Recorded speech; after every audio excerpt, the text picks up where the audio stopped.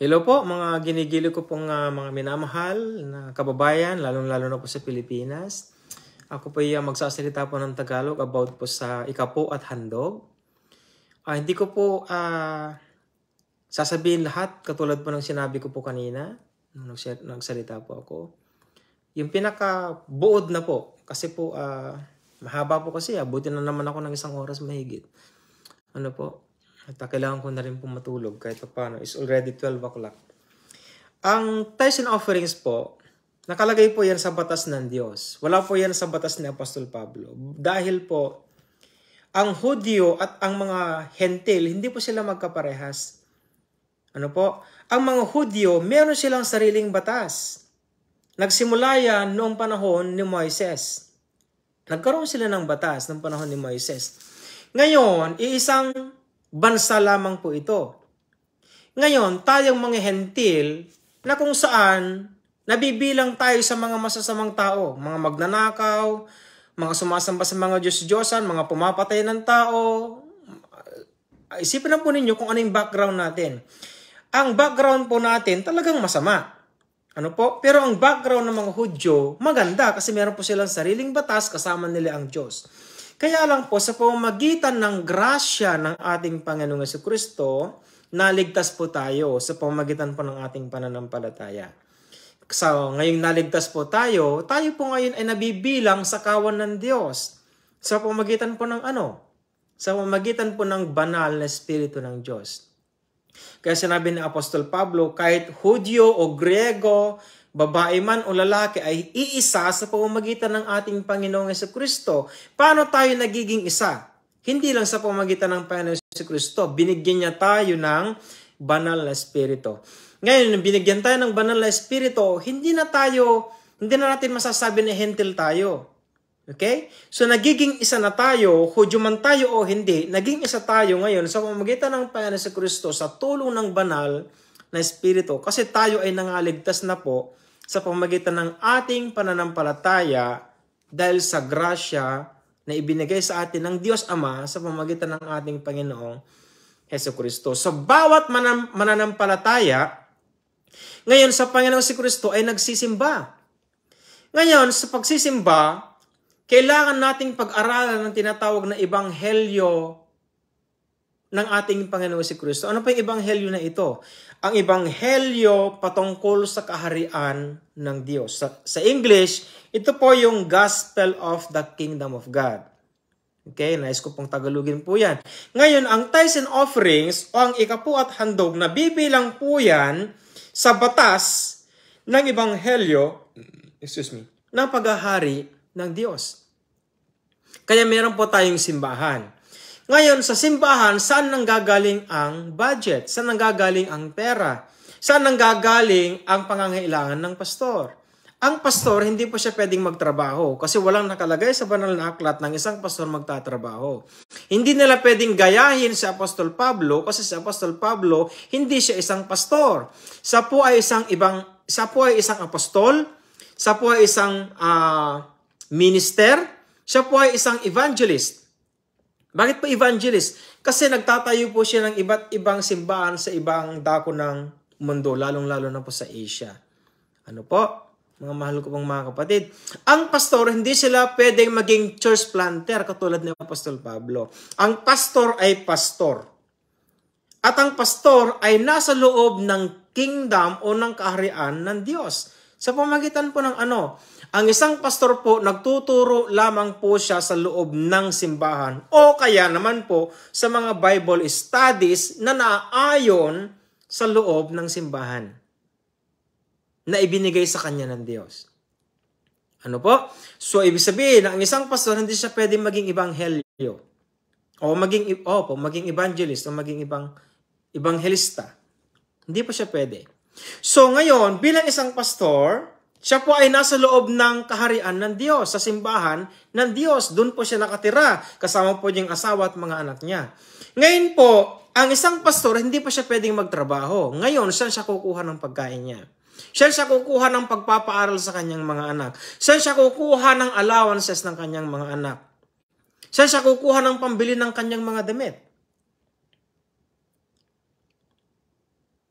ito po ay magmumula sa mga kapatid sa loob ng simbahan. Saan nakukuha ito?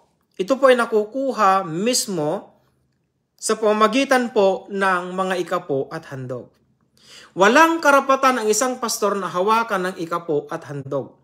Kapag nakita po ninyo ang isang pastor ninyo na humahawak ng ikapo at handog, umalis na po kayo sa simbahan. Maniwala po kayo sa akin at hindi. Hindi lalago ang simbahan na yan. Kasi gagasusin at gagasusin ng pastor yan buo. Mga mahal ko pong mga kapatid. Okay? Sa kaharian ng Diyos o sa bawat simbahan, meron tayong tinatawag na management. Di ko na po tatagalugin yun. O bigyan ako ng Lord. Pamamahala. Okay? Government. Okay? Binigyan po tayo ng gobyerno sa loob ng simbahan. At dapat, ang gobyerno ay hindi lamang nanggagaling sa pastor. Ang gobyerno o ang management nanggagaling po yan sa mga elders ng simbahan. Kasama ang pastor. Pero ang nagdidesisyon, hindi lamang po ang pastor. Lahat po ng mga elders. Kasi meron tayong tinatawag na gifts of the Holy Spirit. Gift of management. Magaling sa mathematics. Magaling sa pag-iingat ng ingat yaman. Magaling sa pagtuturo ng mga bata. Hindi lahat ng mga ministeryo sa loob ng simbahan ay kayang gawin ng isang pastor. Nangamahal ko pong mga kapatid. Ngayon, sa tithes and offerings, sino ba dapat ang humahawak ng tithes and offerings sa simbahan? Hindi po ang pastor, kundi yung treasurer. At saka yung auditor. Mga mahal ko pong mga kapatid. Huwag po niyong ipapahawak sa mga pastor ninyo. Mauubos ang pera na yan. Okay? Dahil ang tithes and offerings, hindi lamang po para sa kanila. Ano po? Meron lamang pong portion doon na para po talaga sa kanila. Depende po sa ikapo at handog na ibinibigay po ng simbahan. Pwedeng 10% din, pwedeng 10%, pwedeng 30%. Depende po iyon. Hanggat kaya po ng budget. Ano po? Mahal ko pong mga kapatid. Ano po? So ngayon po, ang ikapo at handog ay naayon sa kaharian ng Diyos. Ngayon po, sa tithes and offerings, dyan kinukuha yung budget para sa pastor. Okay, kasama na po yung pamilya niya. Mahal ko pong mga kapatid. At doon po manggagaling yung mga nagagamit ng simbahan. Halimbawa, sa mga elektrisidades. Ano po? Sa mga gasolina. Halimbawa, may sasakyan po yung simbahan po ninyo. Doon po kinukuha yan. Okay, wag lamang po yung bigay ng bigay. Mahal ko pong mga kapatid. Ano po? Pero mag-focus po tayo sa ikapo at handog. Ano po? Ang ikapo at handog, hindi man po itinuro yan sa bagong tipan kasi nga po, tayong mga hentil, wala po tayong alam sa mga batas ng mga Hudyo. Ang ikapo at handog ay batas para sa mga Hudyo. Tayo po ba ay mga Hudyo? Kababasa ko lamang po kanina. Tayo po ay mga Hudyo hindi sa pamamagitan ng pagsilang sa laman. Hindi po tayo isinilang na mga Hudyo sa laman. Tayo po ay isinilang bilang mga Hudyo sa pamamagitan ng Espiritu. Ano po, nakalagay po sa Romans kanina, kababasa ko lang po. Ayaw ko na po magbukas, mga mahal ko pong mga kapatid. Tayo po ay mga Hudyo sa pamamagitan po ng ating spiritual na pamumuhay. Kaya sinabi ng Apostol Pablo, kahit Griego man yan, kahit Hudyo man yan, babae man yan o lalaki yan, ay iisa sila sa pamamagitan po ng ating Panginoong Hesukristo. Kung isa sila, tayo ay katawan ng Panginoong Hesukristo. Anong kakainin ng pastor mo kung hindi ka magbibigay ng ikapo at handog? Anong kakainin po nila? Ang isang pastor, lalong-lalo na po kung meron po kayong pastor na matuwid, alam niyo po, ang isang pastor, kailangan nila po ng pagkain. Kailangan nila ng pagpapaaral sa kanilang mga anak. Dapat nga po, ang isang pastor, ang mga anak po nila, nasa pribadong mga eskwelahan. Bakit? Hindi po sila naglilingkod sa presidente. Hindi po sila naglilingkod sa mga mayor, sa governor, sa congressman, o kahit na sa hari man po, doon po sa Buckingham Palace. Naglilingkod po sila sa Diyos ng mga Diyos, Hari ng mga hari at Panginoon ng mga Panginoon. Sa Kanya sila Sa kanya sila naglilingkod. Ngayon, paano mo mamahalin ng Diyos? Anong tinuturo ng banal na aklat? Dumako po tayo sa simbahan, wag na po sa pamilya, kasi po, ang pinag-usapan po natin mga pastor. Kung mahal mo ang pastor mo, mahal mo rin ang Diyos mo. Mga mahal ko pong mga kapatid. Okay? Siyempre, ibang usapan sa pamilya. Pero, pumunta na po tayo doon. Doon po sa simbahan. Pag mahal mo po ang pastor mo, mahal mo po ang Diyos nating buhay. Nais ba ng Diyos na buhay na makita niya ang isang pastor niya na pulubi, na nagtitinda ng tahong, na nagtitinda ng tuyo, na nagtitinda ng saging sa daan-daan? Pambili man lamang po ng gamot niya pag nagkasakit, wala. 3 yung anak niya. Yung isa, yung anak niya nakikita mo, pagka sumingot dito, lumabas yung sipon. Naggaganon na lang kasi walang pambili ng gamot. Nakikita niyo po ba ang mga pastor ninyo? Habang nagsasalita pa ako, mga mahal ko pong mga kababayan, mga mahal ko pong mga Pilipino, lalong-lalo na po dito po sa ibang bansa. Yung mga pastor ninyo sa Pilipinas, pagpalain po ninyo sila kasi dahil sa kanila nandito kayo. Ako, nagawa ko na po yung party ko. Yung pangako ko sa pastor ko noon, naibigay ko na po. Tapos na pong obligasyon ko doon. Ano po, kinausap ko na po yung pastor ko, pastor, aalis na po ako. Kasi po, meron na po akong pioneering na simbahan po doon sa Pilipinas na ipinapatayo po ng Lord po sa akin. Yun nga po, yung 2 ebanghelyo, yung 2 gospel nga po doon. Ano po, hindi man po ninyo naintindihan, wala po akong magagawa. Ano po, so meron pong pioneering church at nakafocus po kami doon. Pero kayo, meron po kayong sarili-sariling pastor. Ano po, tingnan po ninyo yung pastor po ninyo. Kumusta na po kaya yung pastor po ninyo, mga mahal ko pong mga kapatid. Lalong-lalo na po yung mga matatanda sa simbahan, yung mga elders sa simbahan. Ang mga elders sa simbahan, pagsabihin ko lang po kayo ng konti, pero huwag po kayong magalit, ano po. Wala po kayong karapatang maging elder ng simbahan kung hindi po kayo nagbibigay ng ikapo.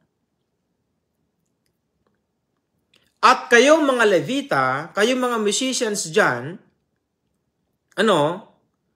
kung meron kayong trabaho, wala kayong karapatang maging Levita ng Diyos, maging musician ng Diyos kung hindi rin kayo nagbibigay ng tithes. Para hindi kayo magbigay ng tithes, mga estudyante, huwag kayong magtrabaho. Para hindi kayo obligadong magbigay ng tithes. Okay? May mga pastor dyan magagalit. Magagalit sa akin. Kasi tinuturuan nila yung mga estudyante nila doon sa simbahan na magbigay ng tithes. Kasi ito yung alibay po nila eh.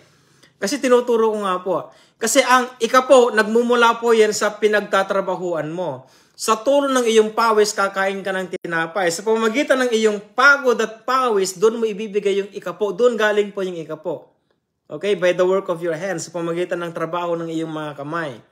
Ano po? Pero kung wala ka naman pong trabaho, lalong-lalo na yung mga estudyante dyan, hindi sila pwedeng mag-tithes kasi nga wala kayong trabaho. Okay? Pero, kung yung mga magulang ninyo may trabaho at binigyan kayo ng pera at ang inyong mga magulang ay hindi nagbibigay ng ikapo, pag binigyan ka ng 1,000, ibigay mo yung 100 sa simbahan. Bakit? Ba't kailangan mo magbigay? Sabi ninyo, kuya, hindi ka pwedeng magbigay pag estudyante ka, pag wala kang trabaho. Ang tanong, yung binigay ba na pera ng nanay mo, nagbigay ba siya ng tithes doon sa simbahan niya bago kanya binigyan? Kung oo, huwag ka nang magbigay. Kung hindi, magbigay ka. Bakit? Wala pang tithes yan eh. Tanggalin mo muna yung tithes. Kasi yung tatay at nanay mo, hindi siya nag-tithes. Tayo mga hentil, ito ang problema. Noong dumating ang grasya ng Diyos, hindi lahat ng isang pamilya Christian. Hindi lahat ng isang pamilya malalim sa pananampalataya. Yan ang problema sa buhay ng isang hentil. Pero itong mga Hudyo, lahat sila, nagtatay sa mga yan kasi yan ang buhay nila mula nung pagkabata, panahon ni Moises.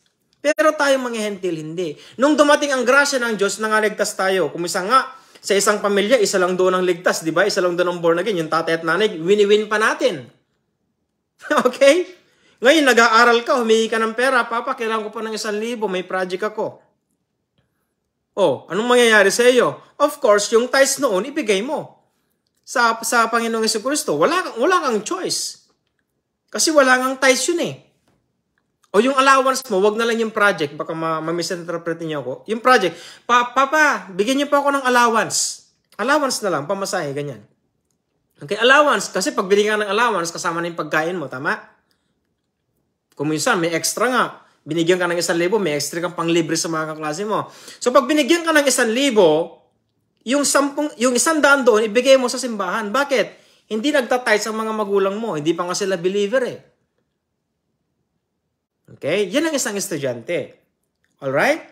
Pero kapag ikaw estudyante, Christian na yung mga magulang mo at marunong sila magbigay ng ikapo at handog at binigyan ka ng 1,000 kahit wag ka na magbigay ng tithes. Pagpapalain ka ba ng Lord? Masasabi kong hindi. Bakit? Hindi ka naman nagtatrabaho eh. Ang nagtatrabaho mga magulang mo. Pagpapalain ng Lord ang mga magulang mo at bibigyan ka naman ng allowance mo. Okay? Pero, kung gusto mong magbigay ng offerings, pwede bang ibigay kahit 1,000? Pwede mong ibigay yan. Maglakad ka na lang pauwi. Kung gusto mo. Okay? Of course, nasa sayo kung paano mo bigyan ng offerings. Ang offerings ay flexible. Ang handog po, nagbibigay ka ng handog pagkatapos mong magbigay ng ikapo.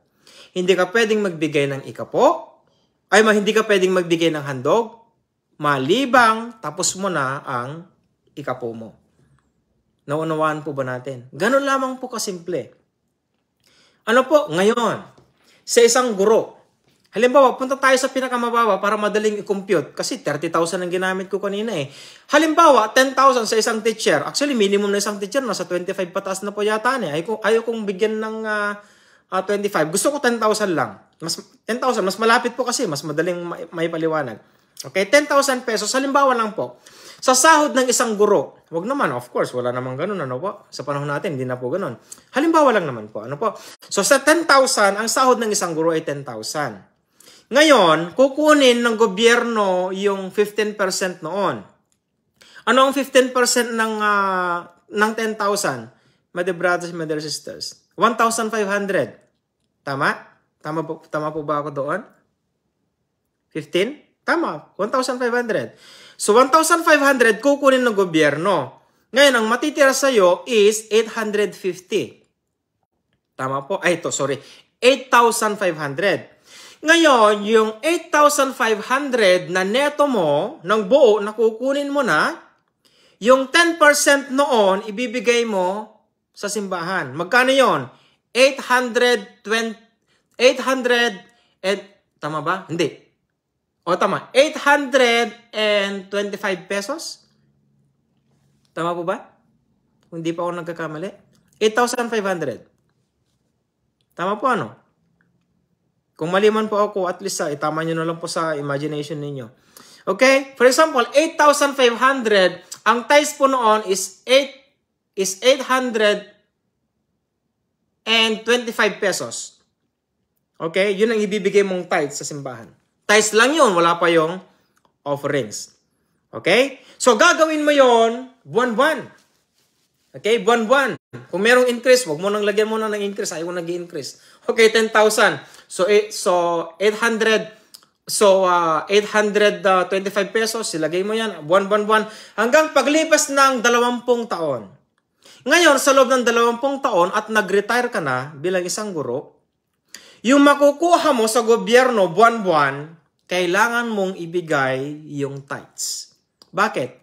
Kasi hindi mo yun tinanggal noong kumukuha ka, nung binibigay mo yun buwan-buwan. Doon sa gobyerno.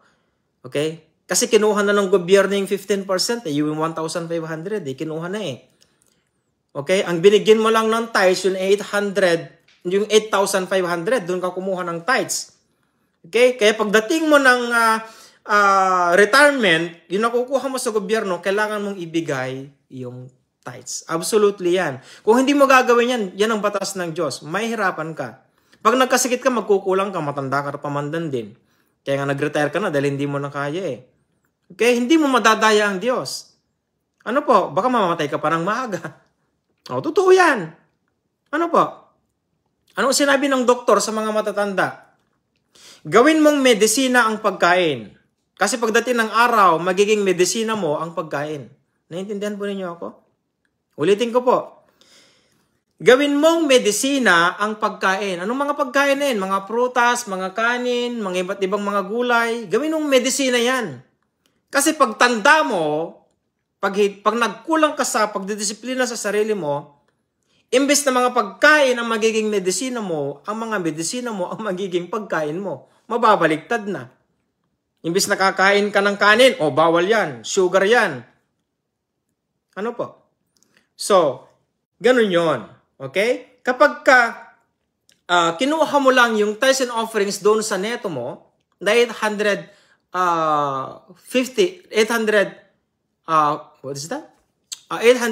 pesos. Tama ba ako? Tama. 850 pesos. Kunin mo yung tithes, ibigay mo sa Lord. Okay? Pagdating mo ng retirement, magkakaroon ka rin ng tithes doon. Ngayon, may mga taong ganito. Kinukuha nila mismo yung kabuuan ng sahod nila. For example, 10,000. Kahit na kinuha na ng gobyerno yung tithes nila, ang binibigay pa rin ng kapatid na yon is 1,000. Kasama na yung tax na kinuha ng gobyerno. Pagdating ng retirement mo, after 20 years, kung sakali, pwede ka nang hindi magbigay ng tithes mo. Ano po? So, ang gagawin mo na lang, mag-offering ka. Excuse me. Mag-offering ka. So, nauunawaan po natin. Ngayon po, sa atin pong mga pastor dyan, mahalin po ninyo ang atin pong mga pastor kasi kailangan po nila ng budget. Naniniwala po ba kayo na ang isang paglagong simbahan ay kailangan po niya ng pera? Gamitin ko pang pera. Hindi lalago ang isang simbahan kung wala po siyang budget. Ngayon, kung madamot ka, at least nagbibigay ka, at least sa pamamagitan ng piso mo, makakaligtas siya ng isang kaluluwa. Kasi sa simbahan, may mga ebanghelistang tinawag. Kaya nga may mga Bible studies . No? Pwede kayong tumawag ng mga kakilala ninyong hindi mananampalataya. Okay? May mga allowances yan kuminsan. O kaya naman, yung mga sasakyan, ano po, kapag meron kayong na-invite, at least sa pamagitan ng piso mo, kung talagang tamad ka o kaya madamot ka, at least nagbigay ka ng piso, at least yung piso mo nakakapagligtas sa isang kaluluwa. Pero mapalad ang isang simbahan at ikaw mismo, kahit na hindi ka nakakarinig ng pagtuturo ng ikapo at handong, at least na pag-aralan mo ito, mga mahal ko pong mga kapatid, bilang isang anak ng Diyos, kailangan po nating magbigay ng ikapo at handog sa atin pong simbahan. Marami po ang kailangan yan. Okay po, mga mahal ko pong mga kapatid, ang pinakapundasyon po ng ikapo at handog para suportahan ang atin pong pastor. Pinaka number 1 yan. Hindi po siya dapat nahuhuli. Hindi nyo dapat inuuna ang kuryente. Hindi nyo dapat inuuna ang gasolina ng sasakyan kung meron po isang sasakyan na ginagamit. O kaya yung pagpapagawa ng sasakyan. Mga mahal ko pong mga kapatid, unahin po ninyo ang pastor. Sa pamagitan pa ng halimbawa, tinan po ninyo si Elijah. Hindi ko alam si Elijah o si Elisha. No? Si Elijah, nung natakot siya kay Jezebel. Si Elijah, tinawag ng Diyos sama si Elijah, Elijah, wag umalis ka na dyan, wala nang tubig dyan. Wala nang rape, wala nang uwak para magdala sa iyo ng pagkain dyan. Pumunta ka doon sa ituturo ko sa iyo, doon sa mag-ina. So, pumunta si Elijah doon sa mag-ina. Yung mag-ina na yun, namumulot siya ng stick. Sabi ni Elijah, pwede bang pumunta sa bahay ninyo? Sabi nung babaeng nanay, sige po, wala pang problema. Lakas ng loob ni Elijah . Ano sabi niya? Ilutuan mo ako. Ilutuan mo ako. Syempre, kung ikaw yun, kung ikaw na pamilya, sige nga po. Kung ikaw yun, halimbawa, pumasok ang isang propeta ng Diyos sa buhay. Isang pastor. Actually, lumapit tayo, isang pastor. Hindi niyo po ba alam na bawat pastor na pumasok sa inyong bahay, pinagpapalan ng Diyos ang bahay na yan? Sa pamagitan ng Panginoong Jesucristo? Ang nire-represent ng isang pastor is ang kanyang ulo. Sino ang ulo ng simbahan? Ang Diyos mismo, ang Panginoong Jesucristo. Mapalad ang isang bahay na nakatira ay pastor. Nasa banal na aklat din yun. Hindi niyo po ba alam na si Elijah mayroon siya sariling tirahan? Pinagawa ng mag-asawa? Mag-asawang balo? Sa tingin ko, yung nanay doon ng balo eh. Kaya sabi ng lalaki, gawan natin ng kwarto itong si pastor, ay si Elijah. Kaya pag pumupunta siya rito, pwede siya matulog. Meron siyang sariling higaan. Nasa Old Testament po yan. Ano po? So ngayon, itong si Elijah, pumunta siya doon sa pamilya, itong babae, nanay, namumulot ng stick. Yun ang pangluluto niya sa kaisa-isang pirasong napakaliit na ano siyang tawag dito? Arena. Napakaliit na arena po. Isang gapatak lang halos. Magkukulang pa yung bata para kainin. Napakaliit lamang po. Pero hindi alam ni Elijah, syempre, na kung anong nangyayari sa kamag-ina. Kaya nung pumasok si Elijah doon sa loob ng bahay, ilutuan mo nga ako ng pagkain. Yan, nagulat yung nanay. Ikaw naman po, parang ganun. Ito na nga lang pinatitirang pagkain namin bago kami mamatay. Ilulutuan pa kita. Pero nung sinabi ni Elijah sa kanila, sinabi ng Diyos sa akin, kapag pinakain mo ako, hindi ka mauubusan ng sisidlan at hindi ka mauubusan ng harina. Hanggang sa matapos ang drought. Yung tagtuyot. So, anong nangyari? Napakalaking decision yon. Hindi niyo po ba alam na ang isa sa mga principles din na pinagpapala ay kailangan mo rin pong magsakripisyo? Kailangan niyo pong magsakripisyo. Totoo po yan. Kung ikaw ay matured na, kailangan mong magsakripisyo. Kasi kung hindi ka matured, magsakripisyo ka, kawawa ka. Bakit? Hindi mo maintindihan ang decision mo mismo. Pero kung matured ka kasi, at nag-decision ka ng sakripisyong ganun, maunawaan at maunawaan mo. Kasi bakit? Magtitiwala ka sa Panginoon si Kristo eh. Kung hindi ka kasi matured, wala kang tiwala sa Panginoon si Kristo. Totoo yan. Bakit? Kung may tiwala ka sa Diyos, bakit ka naghihirap? Tama? Ngayon, kung may tiwala ka sa Diyos, maghihirap ka ba? Anong sinabi ng banal na aklat? For I know, alam na, i-Englishin ko po kasi di ko alam sa Tagalog. For I know the plans I have for you, declares the Lord. Plans to prosper you. Nandun na yon. Not to harm you. Plans to give you hope in your future. Magtiwala ka sa Diyos buong puso at lubusan at huwag kang mananangan sa iyong sariling karunungan. Yan ang tinuturo ng banal na aklat. Ngayon, kung mababa ang pananampalataya mo, wala kang tiwala sa Diyos. Ngayon, nakadepende na lang yun sa pamumuhay mo kung ano ka. Pero, kung ikaw ay matured, kung ikaw ay, ano mo Tagalog ng matured? Nasa James po yan eh. James chapter 1 po yan eh. Kung ikaw ay, punta nga po tayo sa James, ang mahal ko pong mga kapatid. Punta po tayo sa Santiago, pero English pong gagamitin ko. Ano po, bahala na po kayo mag-translate sa mga kwan po ninyo. James chapter 1, yung mga sinusubok ng Diyos, ano? Verse 2, My brethren, count it all joy when ye fell into diverse temptations. Pag sinabi kasing temptation sa mga pagsubok, hindi niya tinutukoy yung babae na nasasayaw sa harapan mo, lalaki. Hindi yon. Pag sinabing temptations o pagsubok, madami yan. Lahat. Okay? Sakupin mo lahat. Lahat ng alam mo mga pagsubok. Okay? Anong purpose nun? Itong dahilan. My brethren, count it all joy when ye fall into diverse temptations. Why? Knowing this, Apostle Paul says. James says, Apostle James says. Knowing this, that the trying of your faith worketh patience. So which means, napapurify ang pananampalataya sa pamamagitan ng pasensya mo. One of the fruit of the Holy Spirit is patience. Yung love, papasok siya sa love, sorry. Sa love. Love is patience, love is kind. Love, patience. Okay? Napapurify ang pananampalataya mo. May purpose kung bakit tayo nagkakaroon ng mga pagsubok. Pero hindi ibig sabihin, kung gusto mong lumago sa pananampalataya, itong mali. Okay? Kung gusto mong lumago sa pananampalataya, wag na wag mong sasabihin, Diyos ko, bigyan mo ako ng mga pagsubok. Bagsak ka. Hindi yun ang tamang pamamaraan. Okay? Tuturukin mamaya. Nandito yun. Okay? Knowing this, that the trying of your faith worketh patience. Pag sinusubok ang pananampalataya mo, kailangan mong maging matatag. At ang mga nagiging matatag, ito yung mga matured. Matured. Hindi ko alam ang Tagalog ng matured. Kalimutan ko na. Number 4, verse 4, sorry.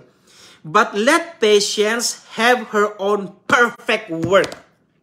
So which means, kapag sinusubok ang pananampalataya mo sa pamamagitan ng mga pagsubok ng kaaway, kailangan mong kunin yung pinaka-perfectong paraan para huwag kang magkasala. Okay? Nandoon yan. Ngayon, but let patience have her perfect work, that ye may be perfect and entire, wanting nothing. This is the secret. Ito yung sikreto. If any of you lack wisdom, let him ask of God that give it to all men liberally and upbraid it not, and it shall be given him. Now, ang sagot sa sinasabi ko, ang pagiging matured, kasi hindi ka pwedeng magbigay ng tithes and offerings kung hindi ka nagmamature. Kailangan mo mag-mature para magawa mo ang tithes and offerings. Okay, lalong-lalo na kung first time mong magbigay ng tithes. Okay, mahirap. The first steps is very hard to do. Okay? Ganap at sakdal. Alam niyo po sa binabasa ko po sa King James Version ng Tagalog, ang nakalagay po doon, ang isang anak ng Diyos daw, kapag nasusubok ang kanyang pananampalataya, siya ay magiging ganap at sakdal. Anong pinagkaiba ng ganap at sakdal? Pag sinabing ganap, ito yung perpekto. Pag sinabing sakdal, ito yung matatag. Sakdal na to, wala na itong kinatatakutan. Parang ganon. Ano? Kaya, actually, maganda nga sa Tagalog kasi sa English. Nakalagay lang sa English, perfect. Pag sinabing perfect dito, telios. Pag sinabing telios, maturity. Okay? Full man. Okay? Pero sa Tagalog, nakalagay doon sa King James Version, ikaw ay magiging ganap at magiging sakdal. Ngayon, paano nagiging matatag ang ating pananampalataya? Una, kailangan mong pag-aralan ang salita ng Diyos. Kailangan mong mag-mature sa salita ng Diyos. Para pagdating ng pagsubok, ikaw ay magiging matatag. Hindi ka pwedeng hihingi o hindi ka pwedeng, actually mali yun. Ang temptations, hindi po yan hinihingi. Dumarating na lang yan kusa. Depende sa preparasyon na gagawin mo. Halimbawa ngayon, tithes and offerings. Dati hindi ka nagtithes, ngayon nakikinig ka ng ikapo at handog ngayon. So ano ngayon ang gagawin mo? Kasi ikaw ay anak ng Diyos. Ikaw ay citizen ng kaharian ng Diyos sa pamamagitan ng banal na Espiritu. Kasi po kung wala pong tithes and offerings, walang pagkain ng pastor mo, wala siyang ipapakain sa mga anak niya, wala siyang ipangbibigay ng alawan sa mga anak niya, wala siyang pagpapaaral sa mga anak niya, hindi siya makakapunta doon sa kanyang pupuntahan gamit ang kanyang motor, kahit na personal niya yun. Halimbawa, ganito. Ang pastor mo, binigyan mo siya ng allowance para sa kanyang gasolina. Yung gasolina, hindi under ng simbahan yung ginawa niya. Halimbawa, pumunta siya sa malayo. Ang pastor, itatakpunin niyo sa inyo pong mga puso. Ang pastor ay pastor. Saan man po yan pumunta, ang purpose niyan ay ministeryo. Pumunta man siya sa mga magulang niya, ministeryo niya yon. Dapat nga unahin niyo yung mga magulang niya kaysa kayo Ano po? Kaya lang, sabi naman ni Apostol Pablo, kung hindi mo maturuan ng kung ayaw yung tanggapin ng gospel, sabi naman ni Apostol Pablo, papagpagingking tsinelas ko. Pupunta ako sa mga hentil ko. So, kahit na pastor mo at yung mga magulang niya ay matatanda na at hindi pa mananampalataya at talagang makinig yung mga magulang niya, nandyan kayo ngayon. Kayo ang pinapastoran po niya. Ngayon, kahit paminsan-minsan pumupunta siya sa kanyang mga magulang, at least ginagawa niyang testimonya ang kanyang sarili na siya ay pastor, binabahaginan niya ng salita ng Diyos ang kanyang mga magulang. Mga mahal ko pong mga kapatid. Okay? So, ang pagbibigay po ng ikapo at handog, kailangan po nating ibigay yan sa simbahan. Ayaw man po natin o hindi, kailangan yan kasi po ang ikapo at handog ay batas sa kaharian ng Diyos. Mga mahal ko pong mga kapatid. Ano po? Mag-aalauna na po. Ano po? Meron pa po akong trabaho po mamaya. Kaya nais ko na pong tapusin. Kung hindi po ninyo ako maintindihan, mga mahal ko pong mga kapatid, intindihin na lamang po ninyo. Ibig sabihin, hindi ka pa matured. Ano po? Bigyan niyo po ako ng mensahe. Sometimes, Brother James, ituro mo nga itong ganito. Ano po? Nagtuturo po ako kasi ngayon ng tithes and offerings kasi po may kapatid po tayo dyan na nagmensahe po sa akin, Brother James, ituro mo nga sa akin, ituro mo nga yung tithes and offerings. So, tinuturo ko po ngayon para naman po matuto po ang bawat isa. Ano po? Wag po kayong mag-alala, nagtatize po naman po ako at saka ng asawa ko sa awa po ng Diyos at nagbibigay din po kami ng first fruits. Ako po, nagbibigay po ako ng first fruits. Kaya lang hindi ko na po binibigay sa simbahan o sa iba store, binibigay ko po doon sa budget po sa simbahan po mismo. Kasi kailangan po kasi nila eh. Ano po? Kasi lalo na po sa Pilipinas, tag-ulan. Kaya inaayos po namin yung yero doon po sa simbahan po doon. At may mga kapatid naman po doon. At sa awa po ng Diyos po ay meron naman po nagbibigay po ng tithes po doon at offerings din po. Ano po? So sa ngayon po ay yun lamang po ang may babahagi ko po mga mahal ko pong mga kapatid. At kung nais po ninyo itong may ibahagi sa mga pastor po ninyo at saka sa mga kapatid po ninyong mananampalataya ay kailangan i-share po ninyo ito sa messenger. Ano po? So ito po ang kapangyarihan ng tithes and offerings. Kung mahal mo ang pastor mo, mahal po ninyo ang Diyos na sinasamba mo. Kung nakikita naman po ninyo na corrupt ang pastor mo, wala kang magagawa. May magagawa po ba kayo kung siyang ibinigay ng Diyos dyan? Wala ka pong magagawa. Ipanalangin mo na umalis siya dyan sa simbahan at palitan siya ng iba kung corrupt ang pastor mo. Pero kung hindi naman, wala tayong magagawa. Magtiis ka. Ano po? Kasi may mga kaisipan din kasi tayo minsan lilipat ako sa simbahan. Kung minsan nakakaisip tayo ng gano'n, sobra na itong pastor na ito, corrupt. May kita mo Tapos iisipin mo, aalis ako sa simbahan. Ang tanong ko sa iyo ganito, kung aalis ka sa simbahan, makakatulong ka pa kaya? Kung ikaw lang, halimbawa, ang makakatulong sa simbahan na yan, mag-stay ka dyan. Ano po? Kasi, pastor ang dahil bakit ka aalis paano yung mga kapatid dyan na nandyan pa rin, na nakikinig? Ano po? Kasi, ang mga elders, ang mga man of God at saka mga woman of God, hindi mo na kailangang matuto pa sa turo ng pastor. Kasi matured ka na man of God ka na Kaya kasi nasabi ko kailangan ko bang banggitin yun? Kaya nga po, dyan po sa simbahan nga po, sabi ko nga po doon sa isang kapatid, sister kako, hindi mo na kailangan na kumain pa ng turo ng pastor. Kasi sinasabi mo ng basic. Oo, basic. Pero sa mga baguhan, kasi nga pioneering simbahan nga po, magdadalawang taon pa nga lang po niyan ngayong taon.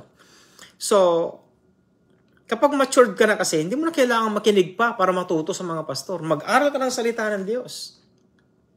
Ano po? Ganyan po yan maturity. Ano po? Kasi po nagtuturo ang isang pastor para sa majority. Kung ituturo ng pastor para sa ilang, punta ka sa bahay nila, mag-one-in-one kayo. Magtanong ko kung anong gusto mo. Pero ang isang pastor sa loob ng simbahan, hindi mo na kailangan matuto. Pag matured ka na, pag elder ka na. Pag sinabi kasing elder, matured ka na, tama? Hindi ka pwedeng maging elder kung hindi ka pa matured kasi maging katitisuran ka sa simbahan. So sinasabi ko sa kanya, hindi mo na kailangang makinig pa sa pastor kapag nagtuturo siya. Kasi bakit? May sarili kang study sa bahay At saka kapag nagmi-meeting kayo, nasasabi mo naman yung gusto mong sabihin. Ano po? Iba ang turo ng isang pastor sa simbahan at iba ang turo ng isang pastor sa Bible studies. Maniwala man po kayo o hindi. Hindi nyo ba alam na mas magandang magturo sa Bible studies kaysa doon sa simbahan? Hindi nyo ba alam na mas matututo ka sa Bible studies kaysa sa simbahan? Bakit? Kasi sa Bible studies, pwede mong i-share yung gusto mong sabihin. Sa simbahan, hindi mo pwedeng i-share. Pastor, yung asawa ko po, nang bababae. Pwede nyo po bang sabihin na gayon sa loob ng simbahan? Hindi. Nakakahiya naman yun, di ba? Pero doon sa Bible studies, pwede mo sabihin. Meron pa akong sasabihin mga kapatid, pero wag po ninyo sabihin sa iba, tayo na lamang po. Meron pa akong problema, ganito. Pero sa simbahan, hindi. Pag nagturo ang pastor ng isang mensahe, para sa lahat yun. Pag natamaan ka, pasalamat ka na. Kasi para sa iyo yun. Pero pag hindi ka natamaan, problema yun. Bakit? Wala ka natutunan. Ano po? So marami pa akong gustong sabihin. Kaya lang po, ito na lamang po. Hanggang dito na lamang po ako. Mahal ko po mga kapatid. Pagpalain po tayo ng ating Panginoon si Kristo na buhay na makapangyarihan sa lahat. At ako po ay si James. At naniniwala po ako ng Panginoon si Kristo ay hindi lamang po tagapagligtas ko. Siya po ang aking tagapagligtas, siya po ang aking Panginoon, siya po ang aking Diyos, at siya po ang aking hari ng aking buhay. At yan po ang ating Panginoon si Kristo. Kaya nagtuturo pa ako mga mahal ko pong kapatid. Ako po tinawag. 9 years na po itong ministry na ito. So magandang madaling araw sa inyong lahat. Alauna na po ng madaling araw dito. 12:35 na po ng madaling araw. So, good night po sa bawat isa po sa atin. Shalom, shalom. Amen.